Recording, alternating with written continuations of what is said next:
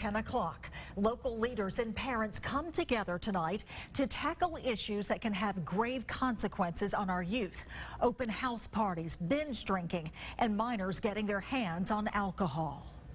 The weekend death of a Texas college student in Orange Beach, suspected to be linked to alcohol poisoning, and a former Spanish Fort High School football player accused of raping a girl during an open house party in Daphne last year.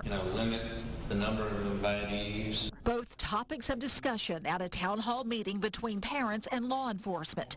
Do you have a sense of how prevalent the house parties are on the Eastern Shore? Some parents are surprised binge drinking and underage drinking are still problems in the community. I think it surprises me that it still goes on, that you hear the tragic things like the death at the beach this week, and yet there are still parents out there that are willing to be the cool parent and willing to turn a blind eye, willing to give a key to the vacation condo, and I don't understand how they get to that decision with the tragic consequences that we know that happen. It's a little frustrating for us. Captain Judson Beatty with the Daphne Police Department says the word has to get out there about the dangers of allowing young people to drink alcohol.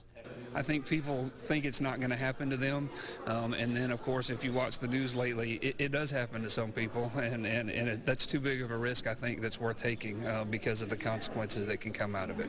Not just for the youngsters, but for the adults who let it happen. Kathy Roberts ended up facing a judge and pleading guilty to hosting an open party at her home where police say Cameron Harrison raped a fellow student.